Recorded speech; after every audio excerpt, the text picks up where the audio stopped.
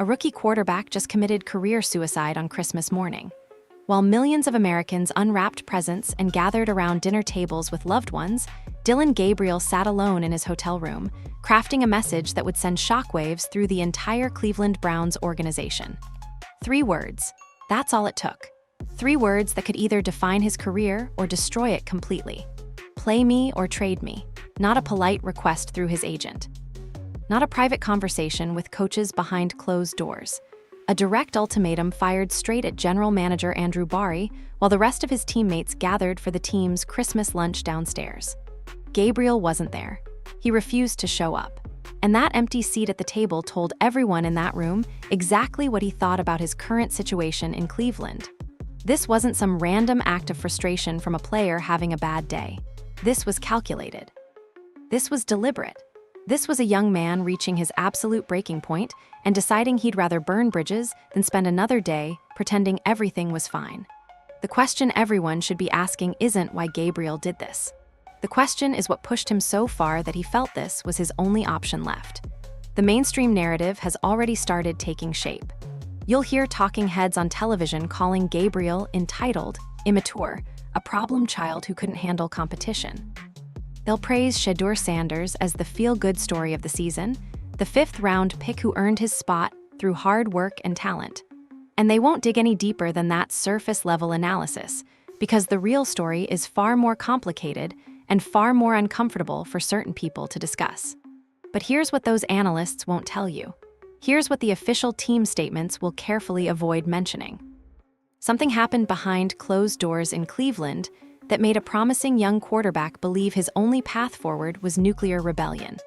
And once you understand what Gabriel experienced over the past several weeks, his Christmas Day boycott starts looking less like a tantrum and more like the desperate action of someone who felt he'd been backed into a corner with no other way out.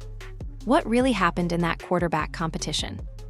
Why did Gabriel lose his starting job under circumstances that seemed to violate one of football's oldest unwritten rules?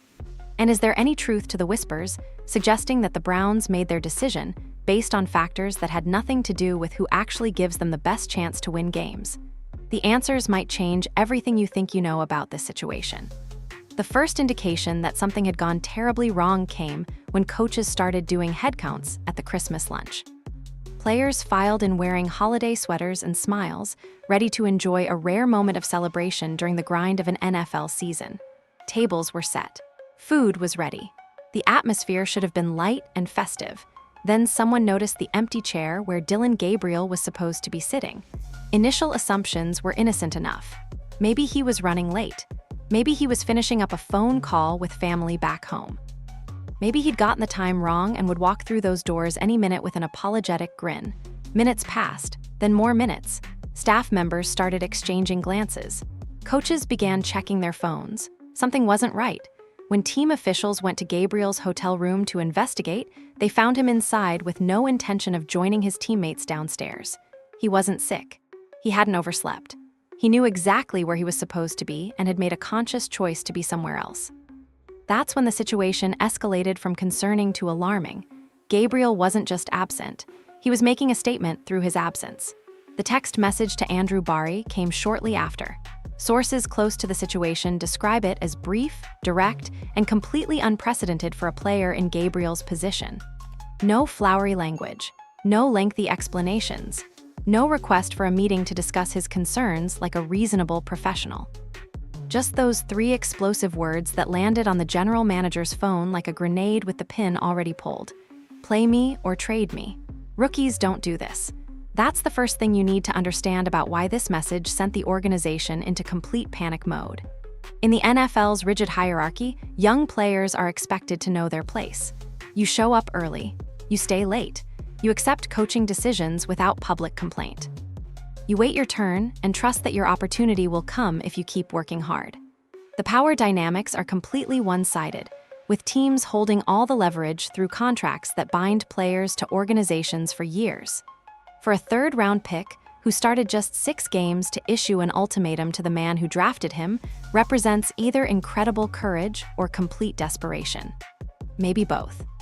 Gabriel essentially told one of the most powerful men in the organization that he was done accepting his current role and demanded immediate action to change his situation. That takes a certain kind of fearlessness that most players simply don't possess, regardless of how frustrated they might feel. But the message to Bari wasn't the only communication that emerged from Gabriel's hotel room that Christmas morning. Text messages sent to at least one teammate have since been leaked to sources covering the situation, and the contents paint a picture of a young quarterback who believes he's been systematically wronged by the organization that was supposed to develop him into a franchise player. While the exact wording remains partially protected to shield the teammate who shared the information, the substance of those messages reveals the depth of Gabriel's frustration. According to reports, Gabriel expressed his belief that the quarterback competition was never conducted fairly. He allegedly claimed that the decision to name Shedeur Sanders the permanent starter was made for reasons that had nothing to do with actual football performance. He reportedly told his teammate that his own contributions and capabilities had been consistently undervalued and dismissed by coaches who had already made up their minds. The messages allegedly went further, with Gabriel questioning why he received different treatment than Sanders in terms of offensive game planning and play calling. He reportedly pointed to specific examples where he felt the coaching staff set him up to fail while giving Sanders every possible advantage to succeed. Whether these accusations have merit or represent a frustrated player searching for explanations remains unclear. But Gabriel clearly believes he was never given a legitimate chance to prove himself. Perhaps most damaging to the organization, Gabriel allegedly expressed his conviction that jersey sales and marketing considerations played a role in the Browns' quarterback decision. That accusation, if Gabriel were to make it publicly, would be absolutely devastating. It would confirm suspicions that many fans and observers have harbored about whether NFL teams sometimes prioritize business over competition. It would paint the Browns as an organization willing to sacrifice a player's career and potentially their own chances of winning for commercial gain. The leaked communications also reveal that Gabriel had been bottling up these frustrations for weeks. This wasn't a sudden explosion triggered by one bad day. This was pressure building over time until the container simply couldn't hold anymore. Christmas Day became the moment everything finally burst, possibly because the holiday setting made Gabriel's isolation from his team feel even more pronounced. Sources suggest Gabriel told his teammate he was done staying silent while watching another player receive opportunities he believes should have been his. Done pretending to be a supportive backup when he genuinely believes he's the better quarterback. Done playing a role that requires him to suppress his competitive nature and accept a situation he views as fundamentally unjust. The question that hangs over everything is simple. Did something specific happen in the days or weeks before Christmas that pushed Gabriel over the edge? Or had he been planning this confrontation, waiting for the right moment to force the organization's hand? Whatever the answer, the Browns now face a crisis that threatens to overshadow everything else happening with the team. And the situation Gabriel described in those messages goes back further than most people realize. To understand why Dillon Gabriel reached his breaking point, you need to rewind several weeks and examine the sequence of events that stripped him of his starting position. Because what happened to Gabriel violates one of the oldest unwritten rules in professional football. And once you see how it all unfolded, his Christmas Day rebellion starts making a lot more sense. Gabriel entered the 2024 NFL Draft as a highly regarded prospect. Teams studied his tape extensively. Scouts praised his processing ability, his football intelligence, his capacity to read defenses and make quick decisions under pressure. When the Cleveland Browns selected him in the third round, 50 picks before Shedeur Sanders would hear his name called, the message was clear. This organization viewed Gabriel as their quarterback of the future, the guy they were building around. The answer to decades of dysfunction at the most important position in sports. Those first 6 starts didn't go according to plan. A 1-5 record looks ugly on paper regardless of context. Completion percentage under 60% raises eyebrows. Averaging just 5.1 yards per attempt suggests a quarterback playing scared or a passing game that lacks explosiveness. Critics had plenty of ammunition to question whether the Browns had made yet another mistake at quarterback, continuing their cursed tradition of whiffing on the most important draft decisions. But context tells a different story than raw statistics. Gabriel was a rookie playing behind one of the worst offensive lines in professional football. Pass rushers lived in his face on seemingly every dropback. Running lanes barely existed, putting even more pressure on the passing game to generate offense. The weapons around him were limited, with receivers struggling to create separation and tight ends failing to provide reliable safety valves when plays broke down. Every young quarterback faces challenges during their first NFL season. The game moves faster than college. Defensive schemes are more complex. Windows to throw into shrink considerably when facing professional defensive backs instead of college kids. The great ones find ways to overcome these obstacles eventually, but expecting immediate dominance from any rookie quarterback represents unrealistic expectations that set players up for unfair criticism. Gabriel was learning, growing, showing flashes of the talent that made him a third-round selection.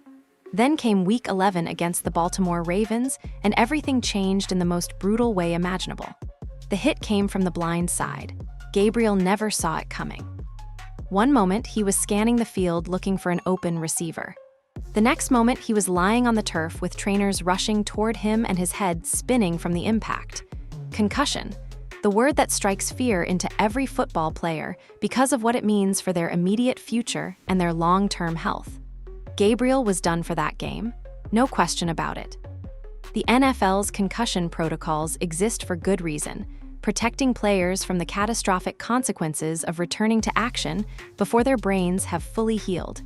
Everyone understood Gabriel would miss time. Everyone expected him to return once cleared by medical staff. Everyone assumed his starting job would be waiting for him when he got healthy. That's how it's supposed to work in professional football. One of the sport's most sacred unwritten rules states that you don't lose your job to injury.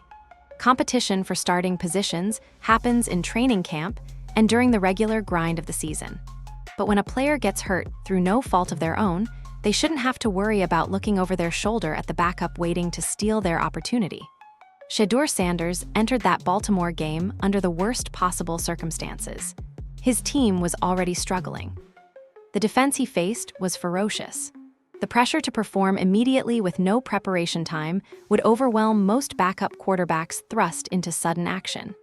Sanders completed just 4 of 16 passes with an interception. By any reasonable measure, it was an ugly performance that should have reassured everyone that Gabriel's job was secure. But something strange happened next. Instead of treating Sanders' struggles as confirmation that Gabriel remained the clear starter, Kevin Stefanski gave Sanders another opportunity the following week. Maybe the coaching staff wanted to see more before making a final determination. Maybe they believed Sanders deserved a chance to perform under less chaotic circumstances. Whatever the reasoning, Gabriel watched from the sideline as another quarterback took snaps that should have been his. Sanders played better against Las Vegas. Then came the Tennessee game where everything shifted permanently. 364 passing yards, touchdown throws that showcased legitimate arm talent, pocket presence that exceeded expectations for a fifth-round rookie. Suddenly, the narrative transformed from backup quarterback filling in temporarily to potential franchise savior emerging from unexpected circumstances. By the time Gabriel received medical clearance to return to full contact practice, the conversation had completely changed. Reporters started asking whether Sanders had earned the starting job permanently. Analysts debated which quarterback gave Cleveland the better chance to win. The coaching staff's body language suggested a decision had already been made before Gabriel ever got a chance to reclaim his position through competition. From Gabriel's perspective, the whole situation represented a fundamental betrayal of how professional football is supposed to operate. He didn't play poorly and lose his job through his own failures. He didn't make critical mistakes that cost his team games and forced coaches to seek alternatives. He got hit in the head by a defender, followed every protocol required of him during recovery, and came back to discover that his job had been given away while he was healing. Imagine working your entire life toward one goal, sacrificing everything to reach the NFL, finally getting your opportunity to prove yourself as a starting quarterback, then watching helplessly as circumstances completely beyond your control determine your fate. The frustration must have been overwhelming. The sense of injustice absolutely consuming. Gabriel reportedly expressed this exact sentiment in those leaked text messages. He allegedly told his teammate that he never got a fair chance to win his job back, that by the time he was medically cleared, the decision had already been made, that the so-called competition was nothing more than a formality designed to provide cover for a choice the organization had committed to weeks earlier. Whether Gabriel's interpretation matches reality or represents a frustrated player seeing conspiracy where none exists remains difficult to determine from the outside. But his feelings are genuine. His sense of betrayal is real, and those emotions had been building pressure inside him for weeks before finally exploding on Christmas morning. The injury itself wasn't anyone's fault. Football is violent, and concussions happen to quarterbacks regardless of how well the offensive line protects them. But how the organization handled the aftermath of that injury is entirely within their control. And Gabriel clearly believes they handled it in the worst possible way. But the starting job controversy only tells part of the story. Because according to the messages Gabriel allegedly sent, something else was influencing the Browns' quarterback decision. Something that had nothing to do with football performance and everything to do with business considerations that should never factor into competitive roster decisions. Here's where this story takes a turn that most sports analysts won't touch. Because what Gabriel allegedly believes about why he lost his starting job goes far beyond just injury timing or on-field performance.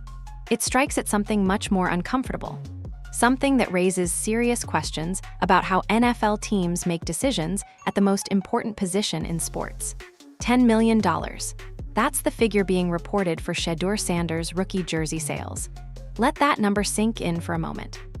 A fifth-round pick with limited playing time generated more merchandise revenue than most established veterans produce over entire careers. Sanders' jerseys flew off shelves before he ever took a meaningful snap in a regular season game. Fans who had never watched a minute of Cleveland Browns football suddenly wanted his name on their backs. The marketing phenomenon surrounding Sanders is unlike anything the league has seen from a rookie quarterback in recent memory. His social media following dwarfs most NFL players regardless of position or experience level. His family name carries enormous weight thanks to his father Deion Sanders, one of the most charismatic and recognizable figures in football history. Every time Shedeur steps on the field, cameras follow. Every time he speaks, clips go viral. Every time he makes a play, highlight reels spread across the internet within minutes. From a pure business perspective, Shedeur Sanders represents a goldmine for the Cleveland Browns organization. Season ticket inquiries spike when he plays. National television networks show increased interest in broadcasting Browns games. Sponsorship opportunities multiply when your starting quarterback commands attention from demographics that typically ignore professional football. The commercial value Sanders brings to Cleveland might actually exceed his current on-field contributions, and that's not an insult to his abilities. It's simply an acknowledgement of his extraordinary cultural relevance. Now consider the position Andrew Barry and the Browns front office found themselves in after Sanders' strong performances against Las Vegas and Tennessee. On one side sat Gabriel, the third-round pick who had struggled through 6 starts with limited support and unfortunate circumstances. On the other side sat Sanders, the 5th-round selection who had generated unprecedented commercial interest while showing flashes of genuine NFL talent. Even if Gabriel and Sanders were considered roughly equal as pure football players, the business case for Sanders was overwhelming. Keep Gabriel as the starter, and you maintain the status quo. Name Sanders the permanent starter, and you unlock millions in additional revenue, national media attention, and cultural relevance that the Browns franchise desperately craves after decades of irrelevance and dysfunction. Gabriel allegedly believes this calculation influenced the Browns' decision. According to the leaked messages, he reportedly told his teammate that football merit wasn't the primary factor in determining who would lead the offense. He allegedly claimed the organization chose Sanders because of what he represents off the field rather than what he produces on it. Whether that accusation holds water or represents a bitter player grasping for explanations is impossible to verify from the outside. But Gabriel reportedly went even further in his complaints about unequal treatment. The messages allegedly detailed specific differences in how the coaching staff approached game planning for each quarterback. During Gabriel's 6 starts, he claims the offensive schemes were conservative and limiting. heavy doses of running plays designed to protect a young quarterback rather than showcase his abilities. Short passing concepts that prioritized avoiding mistakes over generating explosive plays. Minimal opportunities to attack defenses vertically and demonstrate downfield throwing ability. Then Sanders took over, and suddenly the playbook opened up. More aggressive shot plays down the field. Concepts designed to highlight arm talent and create spectacular moments. Play calling that trusted the quarterback to make difficult throws into tight windows. Gabriel allegedly pointed to specific examples where Sanders received opportunities that were never afforded to him under identical game situations. The statistical differences seem to support at least part of Gabriel's argument. His 5.1 yards per attempt suggests an offense focused on short, safe throws rather than aggressive downfield attacks. Sanders' numbers in limited action show a more explosive passing game willing to take chances. Whether those differences reflect coaching philosophy, adapting to each quarterback's strengths, or whether they represent intentional sabotage of one player's chances is open to interpretation. Critics would argue that coaches adjust their schemes based on what each player does well. Maybe Gabriel's strengths aligned more with a controlled, methodical approach, while Sanders' skill set allowed for more aggressive play calling. Maybe the improved play calling came from coaches gaining confidence in their quarterback room rather than any conspiracy against Gabriel specifically. Reasonable explanations exist for the differences Gabriel observed, but perception matters as much as reality in situations like this. Gabriel genuinely believes he was set up to fail. He genuinely believes the game plans he received limited his ability to produce impressive statistics, while Sanders was given every advantage to shine. He genuinely believes the organization had decided on Sanders before Gabriel ever got a chance to reclaim his position through fair competition. Those beliefs, whether accurate or not, shaped his actions on Christmas Day. They fueled the frustration that had been building for weeks. They provided the justification he needed to take such drastic action against an organization he feels wronged him. In Gabriel's mind, he's not throwing a tantrum because he lost a fair competition. He's rebelling against a system that rigged the outcome before the competition ever began. The accusation that NFL teams might prioritize marketing over winning raises uncomfortable questions that extend far beyond Cleveland. Every franchise faces pressure to generate revenue. Every front office balances competitive considerations against business realities. If teams are indeed allowing commercial factors to influence starting quarterback decisions, that represents a fundamental corruption of competitive integrity that should concern everyone who cares about the sport. Nobody wants to believe their favorite team would sacrifice wins for jersey sales. Nobody wants to admit that business considerations might trump football merit in roster decisions. But Gabriel is essentially alleging exactly that, and dismissing his claims without examination serves the interests of organizations who benefit from fans never asking these uncomfortable questions. Of course, the Browns organization would vehemently deny any suggestion that marketing influenced their quarterback decision. They would point to Sanders' on-field performance as complete justification for naming him the starter.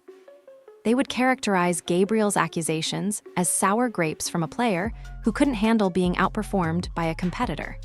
The official narrative protects the organization's reputation while painting Gabriel as the problem. But here's what nobody in the Browns front office anticipated. Gabriel refused to accept that narrative quietly.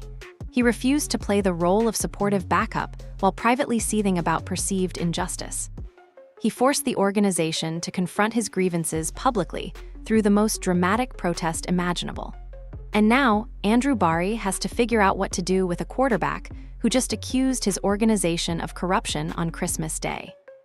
Andrew Barry woke up on Christmas morning expecting to enjoy a quiet holiday with his team before focusing on their upcoming game. Instead, he found himself staring at a text message that represented the complete collapse of his quarterback room and potentially his entire tenure as general manager. 3 words on a screen that now demanded immediate action with no good options available. Play me or trade me. The irony of Gabriel's ultimatum is that it placed Barry in an impossible position where every path forward leads to significant damage. This is the kind of situation that destroys careers in the NFL front office. Not because of what happened, but because of how impossible it is to respond correctly. Whatever Bari decides in the coming days will define how ownership views his leadership and whether he remains in his position beyond this season. Consider the first option. Bari could honor Gabriel's trade request and attempt to move him to another organization. On the surface, this seems like the cleanest solution. Remove the problem from your locker room. Get some draft compensation in return. Let Gabriel become somebody else's headache while your team moves forward with Sanders as the unquestioned starter. Simple and straightforward. Except nothing about this situation is simple. Gabriel's very public Christmas boycott and leaked messages have absolutely cratered his trade value.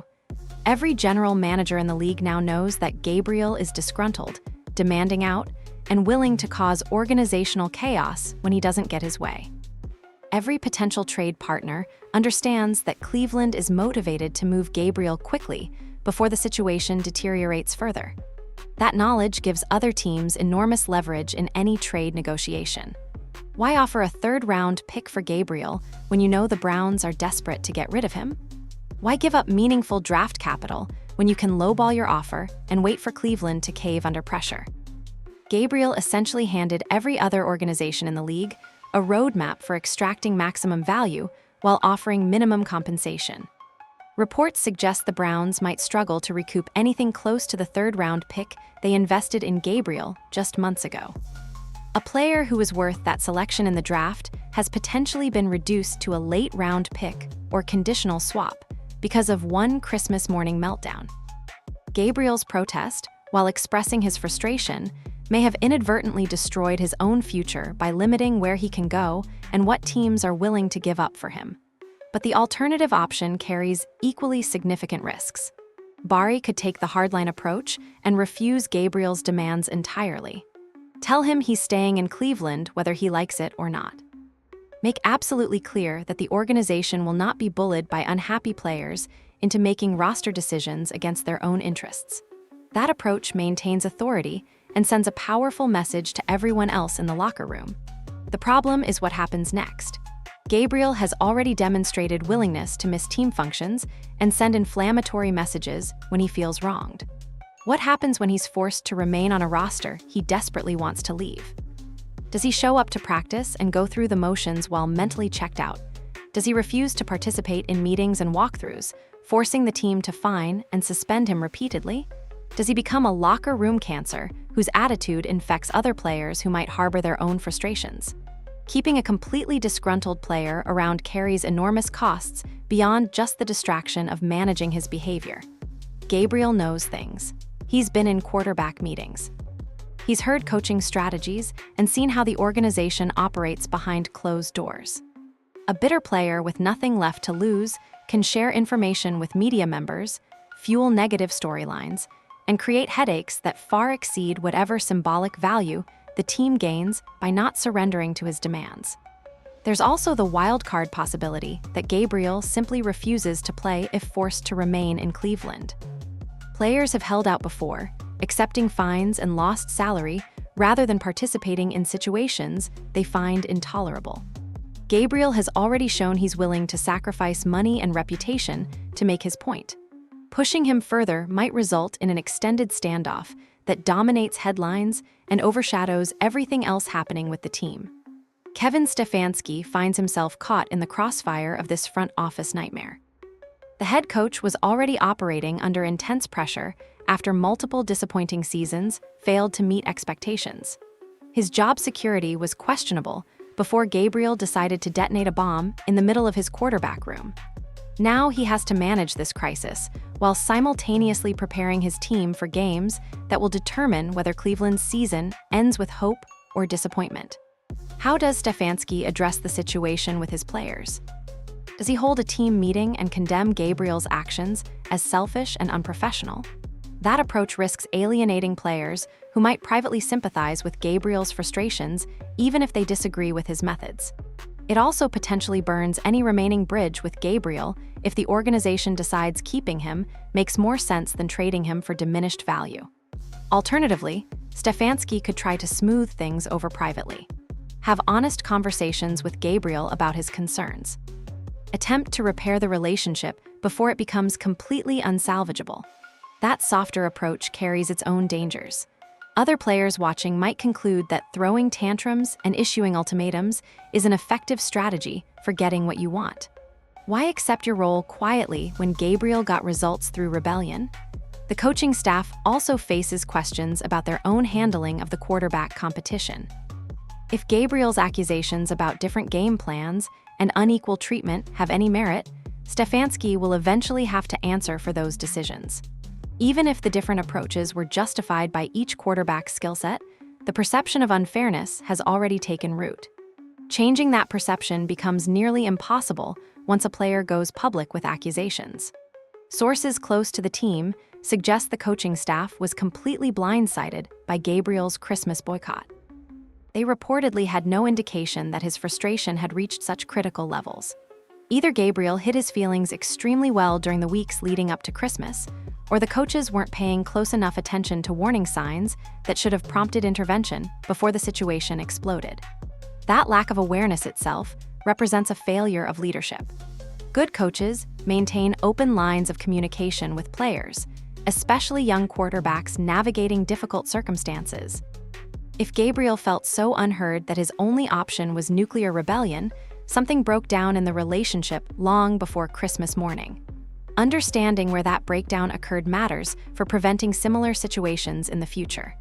Meanwhile, the rest of the league watches with fascination as Cleveland's dysfunction continues its decades-long tradition. Other organizations take notes on what not to do. Other players observe how the Browns handle a disgruntled quarterback and draw conclusions about whether Cleveland represents a desirable destination for their own careers. But perhaps the most immediate concern for the Browns isn't the front office politics or the coaching questions.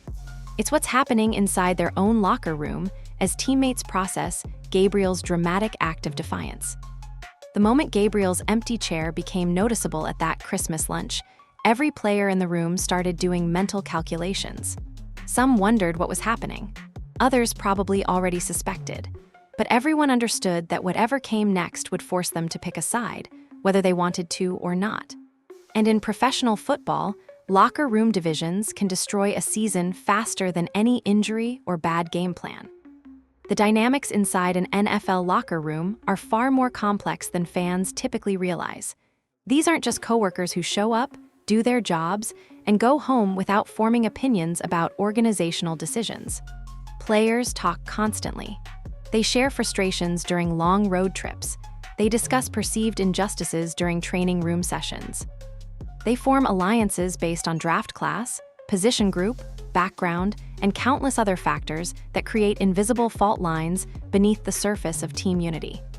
Gabriel didn't exist in isolation before his Christmas boycott.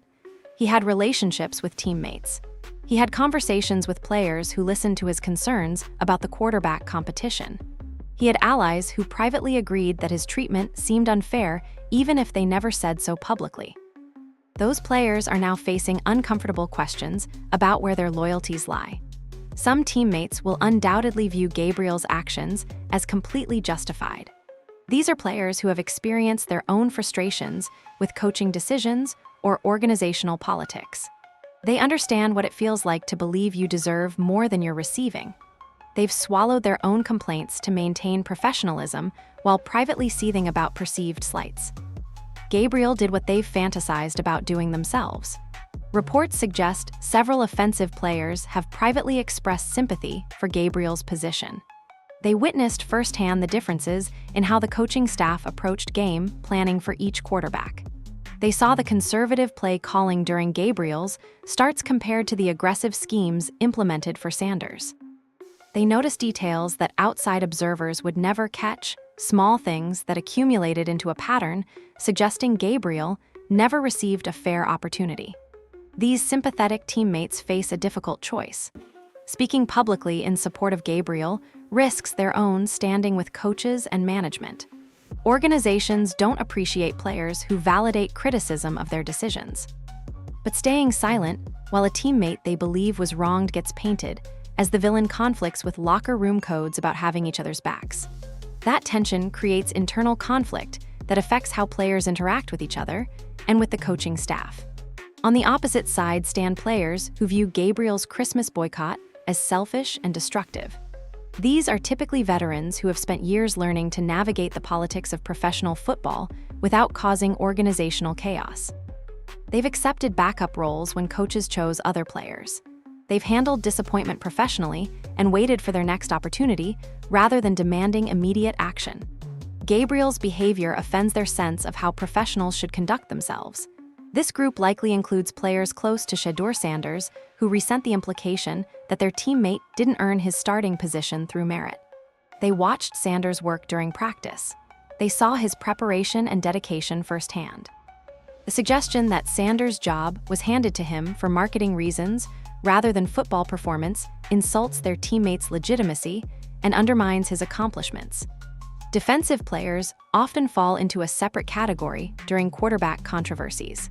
Their jobs don't directly intersect with the competition between signal callers, giving them a more detached perspective on the drama unfolding within the offensive side of the roster.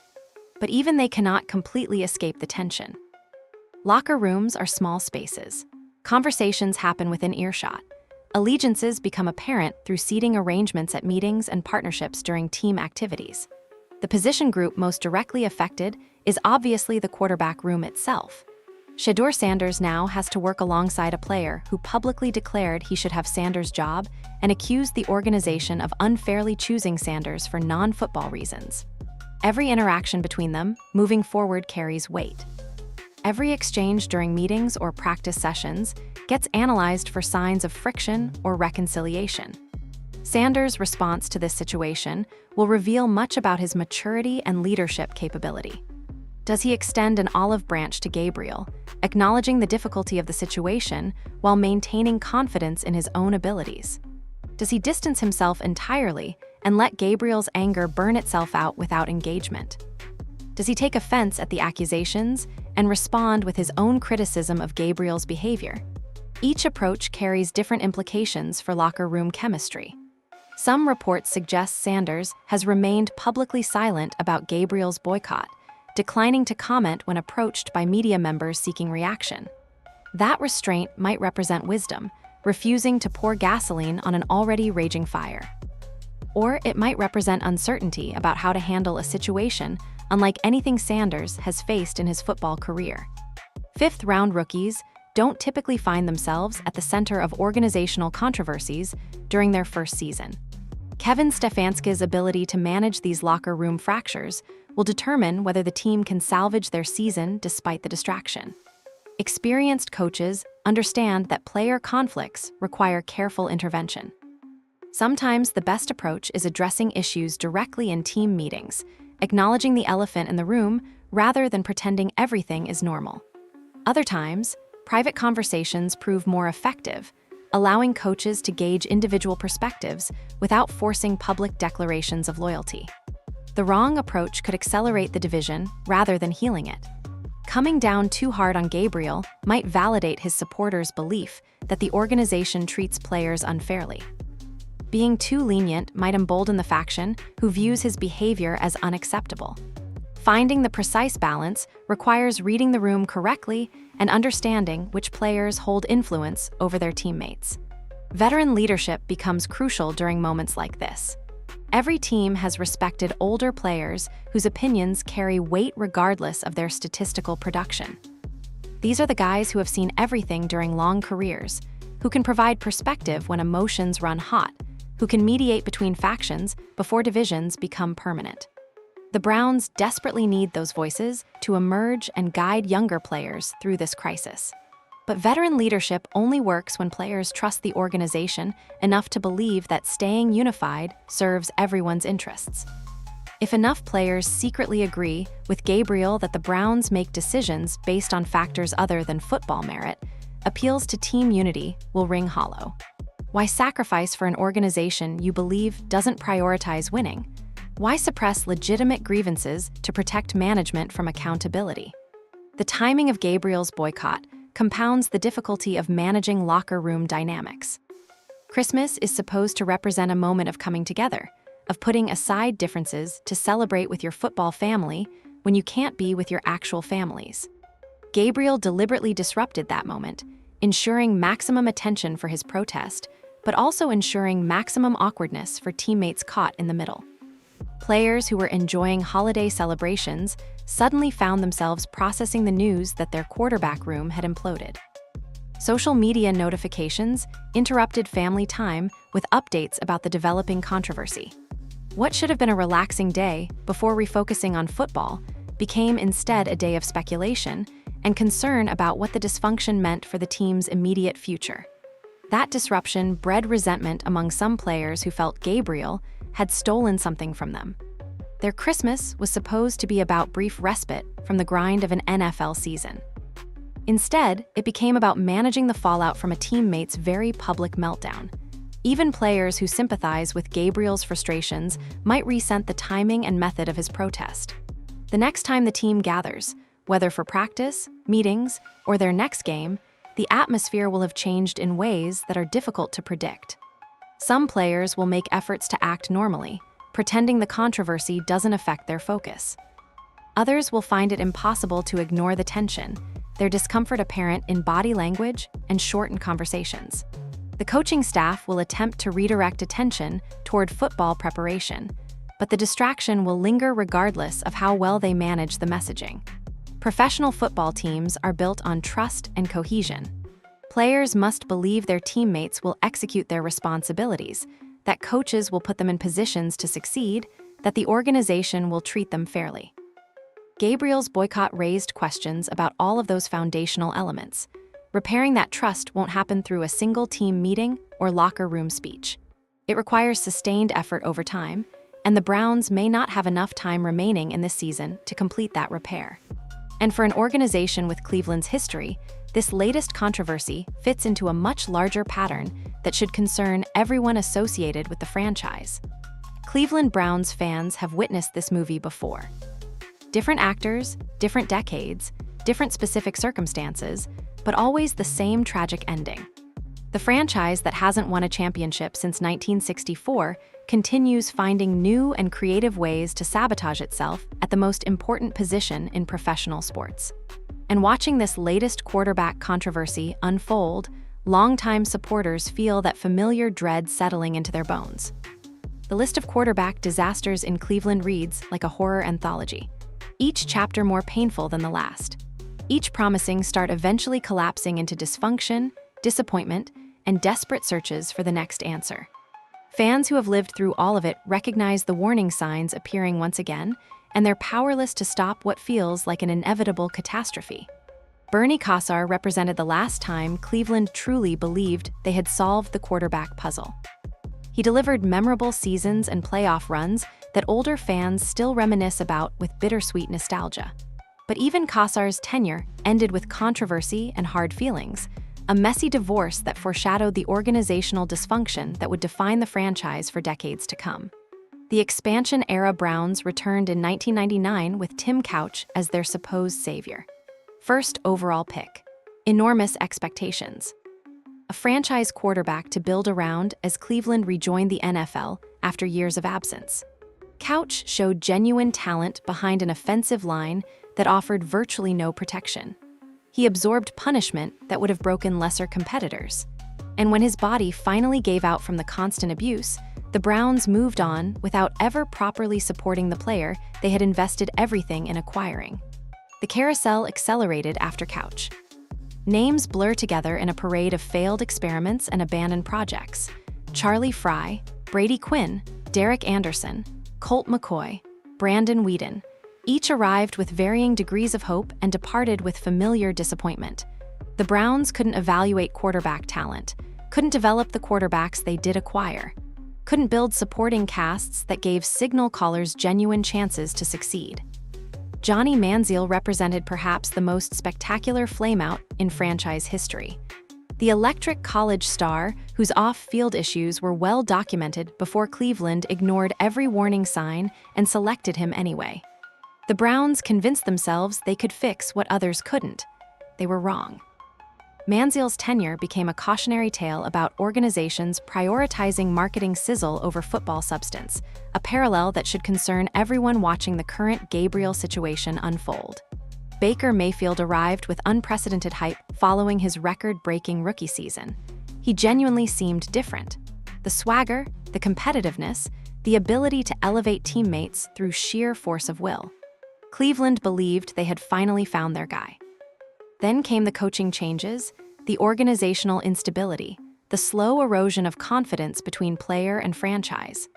Mayfield's departure was messy and acrimonious, another relationship that started with promise and ended with mutual resentment. The Deshaun Watson acquisition represented the Browns' most aggressive swing, yet it ending their quarterback curse.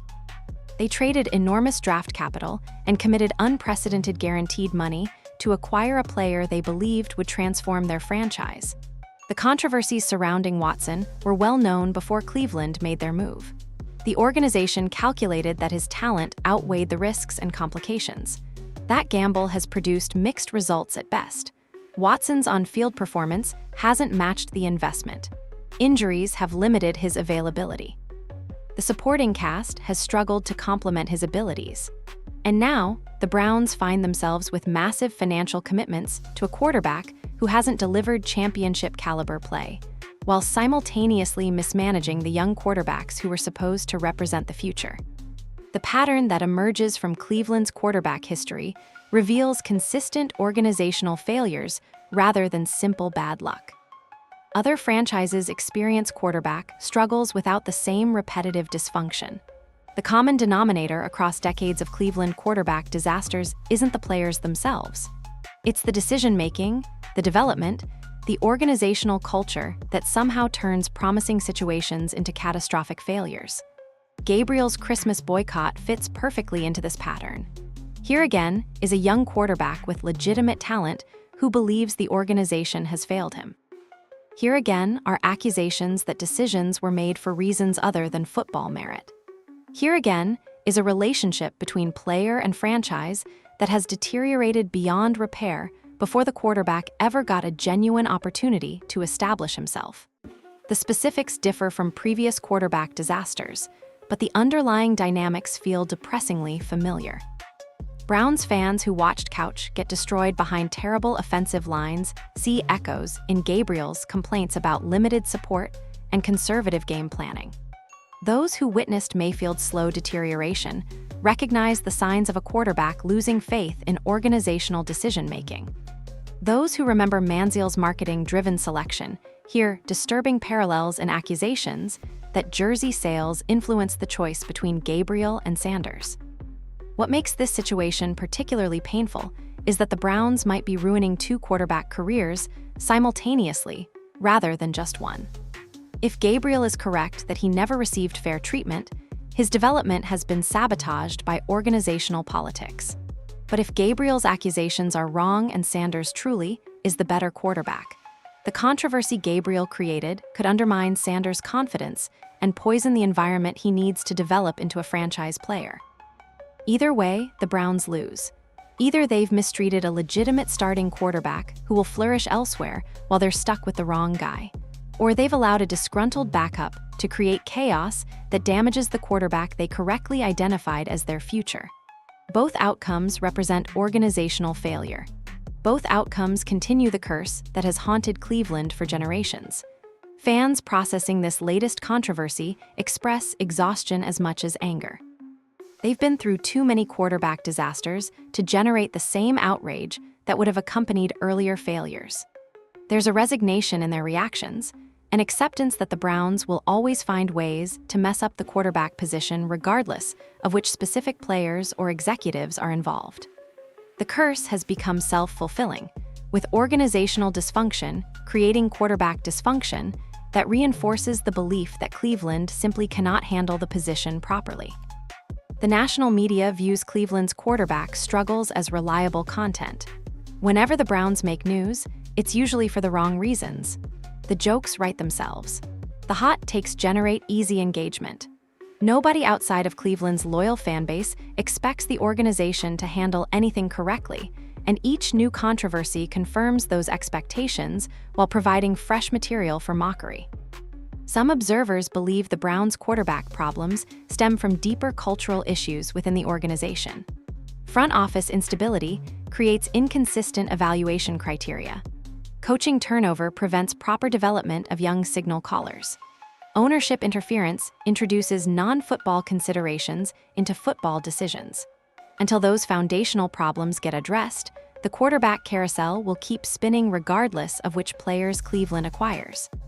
The Gabriel situation crystallizes everything that's wrong with how the Browns operate. They drafted him with significant investment. They started him under difficult circumstances. They pulled him after an injury and never gave him a legitimate path back to his starting job. They created a controversy that will follow both Gabriel and the franchise long after the immediate drama subsides. Whether Gabriel ends up traded, released, or forced to remain on a roster he desperately wants to leave, the outcome represents another chapter in Cleveland's endless quarterback tragedy. Another promising player whose career trajectory was altered by organizational dysfunction. Another cautionary tale that will be referenced whenever the Browns make their next quarterback decision. And as the front office scrambles to manage the fallout from Gabriel's Christmas boycott, the question that hangs over everything is what happens next for everyone involved in this mess. So where does this all end? That's the question keeping Andrew Barry awake at night and dominating conversations throughout the Cleveland Browns organization. Dillon Gabriel drew a line in the sand on Christmas morning, and now everyone involved has to decide how they're going to respond to an ultimatum that leaves virtually no room for compromise. The possible outcomes range from quietly resolved to completely catastrophic, with most scenarios falling somewhere in the messy middle ground that satisfies nobody completely. Scenario 1 involves the Browns finding a trade partner willing to take a chance on Gabriel despite his very public meltdown. Some team out there might view this situation as an opportunity rather than a warning sign. They might see a talented young quarterback who is mismanaged by a dysfunctional organization and believe they can unlock his potential in a better environment. They might offer Cleveland a late-round pick, calculating that the upside justifies the minimal investment. Gabriel gets his fresh start. The Browns get something rather than nothing. Everyone moves forward pretending this chapter never happened. But finding that trade partner becomes more difficult with each passing day. Gabriel's Christmas boycott ensured maximum publicity for his grievances, which means every general manager in the league knows exactly how this situation unfolded. They know Gabriel is willing to cause organizational chaos when unhappy. They know he'll issue ultimatums to management when he feels wronged. They know he'll skip team functions and leak messages to media sources. That reputation follows players throughout their careers. Teams will wonder whether Gabriel would do the same thing to them if circumstances didn't meet his expectations. Scenario 2 involves Gabriel remaining in Cleveland against his wishes, forced to honor his rookie contract while the organization refuses to reward his rebellion with a trade. This hardline approach sends a message to every other player on the roster about what happens when you try to force management's hand. It maintains organizational authority and prevents the perception that the Browns can be bullied into making roster moves by unhappy players. The costs of this approach could prove enormous. A completely disgruntled Gabriel spending an entire season as the backup quarterback creates countless opportunities for continued disruption. Every press conference becomes a potential landmine. Every social media post gets analyzed for signs of lingering resentment. Every interaction between Gabriel and Sanders carries tension that affects the entire quarterback room. The Browns would essentially be paying a player to be a problem, hoping his attitude doesn't infect the rest of the locker room. Scenario 3 involves some kind of reconciliation that currently seems almost impossible to imagine. Gabriel apologizes for his Christmas boycott. The coaching staff acknowledges his frustrations and commits to giving him more opportunities. Both sides agree to move forward professionally and see how the competition plays out over time. This resolution requires everyone to swallow significant pride and accept outcomes they find uncomfortable. The odds of genuine reconciliation seem remote given how publicly Gabriel expressed his grievances. He didn't just skip a team lunch. He sent ultimatums to the general manager and leaked messages accusing the organization of making decisions based on jersey sales rather than football merit. Walking those accusations back requires admitting he was wrong, which means accepting that he lost his starting job fair and square to a better player. Gabriel's entire protest was built on the premise that he was wronged. Abandoning that premise means his rebellion was unjustified, which paints him as exactly the entitled malcontent that critics have already labeled him. Shedeur Sanders faces his own complicated path forward regardless of how the Gabriel situation resolves. The accusations that his starting job came from marketing considerations rather than football performance will follow him throughout his career. Every struggle he experiences will prompt critics to question whether he should have been the starter in the first place. Every success will be dismissed by Gabriel supporters as insufficient to justify how the competition was handled. Sanders didn't ask for this controversy. He showed up, competed, played well when given opportunities, and won a starting job that coaches awarded him. Now he has to perform under the weight of accusations that he didn't truly earn his position. That burden would challenge any quarterback, let alone a fifth-round rookie navigating his first NFL season. How Sanders handles this pressure will reveal whether he possesses the mental fortitude that separates franchise quarterbacks from players who fold under scrutiny. The Browns organization emerges from this situation damaged regardless of outcome. Their handling of the quarterback competition has been questioned publicly by a player they invested significant draft capital to acquire. The accusations Gabriel made, whether accurate or not, have entered the public conversation and will be referenced whenever the team makes future quarterback decisions. Potential free agents will wonder whether Cleveland treats players fairly. Future draft picks will wonder whether the organization prioritizes winning or revenue. Kevin Stefanski's job security, already precarious before Christmas, now depends partly on how he manages fallout that was completely outside his control. Head coaches get blamed for locker room dysfunction, even when that dysfunction stems from factors they couldn't have anticipated or prevented. If the Browns stumble down the stretch and miss playoffs, Gabriel's boycott will be cited as evidence that Stefanski lost control of his team. Fair or not, coaches bear responsibility for everything that happens on their watch. But perhaps the most significant implications of this situation extend beyond Cleveland entirely. Gabriel's accusation that commercial considerations influenced a starting quarterback decision strikes at something fundamental about how the NFL operates. If true, it suggests that competitive integrity has been compromised by business interests in ways that fans don't fully understand or appreciate. Every franchise faces pressure to generate revenue. Every team balances football decisions against business realities. The question Gabriel raised is whether that balance has tipped too far in the direction of prioritizing entertainment value over pure athletic competition. Are teams making personnel decisions based on who sells the most jerseys rather than who gives them the best chance to win? Are marketing departments influencing roster construction in ways that undermine competitive fairness? These questions have always lurked beneath the surface of professional sports.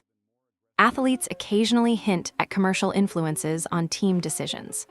Observers speculate about whether certain players receive preferential treatment because of their marketability. But rarely does a player make these accusations as explicitly and publicly as Gabriel did on Christmas morning. His willingness to say what others only whisper forces a conversation that makes many people uncomfortable. The NFL would obviously deny that business considerations ever override football merit in personnel decisions. League executives would insist that competitive integrity remains paramount regardless of commercial pressures. Team owners would claim they want to win above all else, with revenue generation being a byproduct of success rather than a primary motivation. Maybe that's true.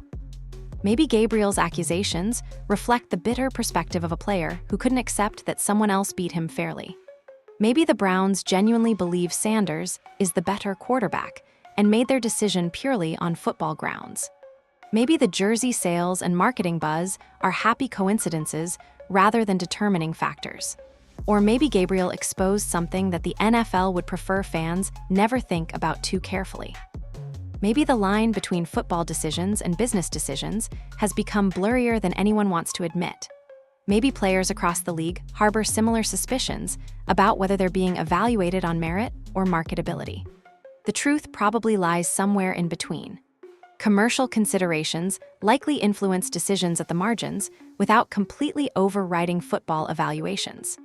Teams probably factor marketability into close calls without making it the primary criterion. The system isn't purely corrupt, but it isn't purely meritocratic either. It's messy and complicated, like most things involving billions of dollars and competing interests. What happens in Cleveland over the coming weeks and months will be watched closely by players, agents, and executives throughout the league.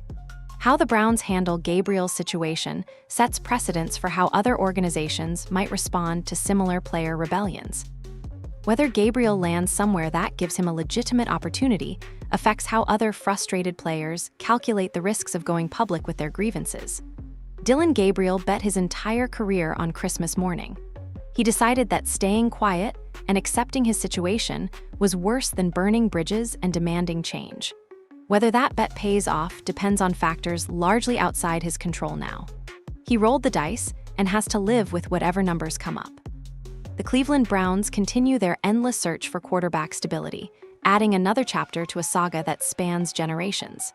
Whatever happens with Gabriel and Sanders, the franchise will eventually face another quarterback decision, another controversy, another opportunity to break the curse or extend it further. And somewhere in Cleveland, fans who have endured decades of dysfunction are left wondering the same thing they always wonder. Will this time be different? History suggests they already know the answer.